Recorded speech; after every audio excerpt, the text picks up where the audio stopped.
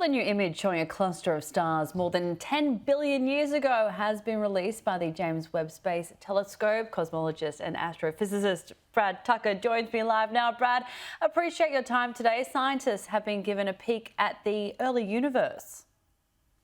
Yeah, and it's actually by using kind of this neighbor we have. So when we think of stars, we have to think of the ingredients that go into stars. And one of those are these filaments of gas. And that's what you're seeing here. But in this kind of cluster, what we're seeing is the James Webb Space Telescope was able to see not just the gas, but the dust that goes into these building blocks of the stars.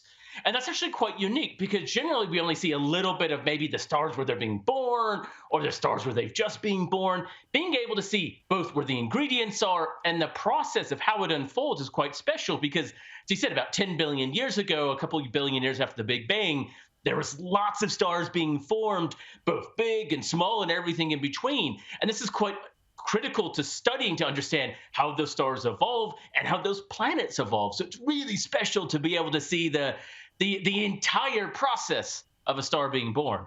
It looks incredible. Now, the oldest and furthest galaxies in the universe have been discovered.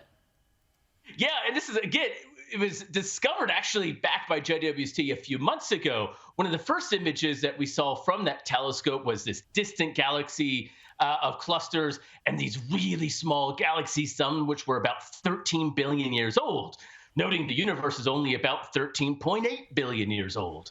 But now they've spotted even further ones, breaking their own record that are 13.6 billion years, believed to be just 200 million years after the Big Bang.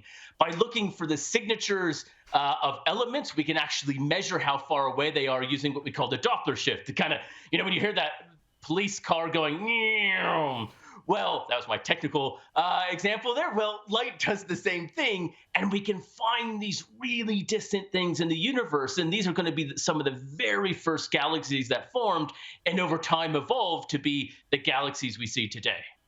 And Brad, a pair of supermassive black holes have been discovered in a nearby galaxy.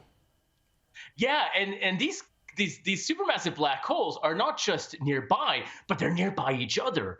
Usually when we see what a supermassive black hole, something that weighs 1 million, maybe even 1 billion times the mass of our sun, it's in a galaxy by itself. And that's because in the past, we believe that other black holes have kind of been merged together or grouped together to form it. But in this case, we see two galaxies that have recently collided, and those supermassive black holes are really near to each other. It's actually been there for quite a while. We've just missed it. Kind of like if you see a car in the distant headlights, you only see kind of one light. But as that car gets closer, you can clearly see the two lights.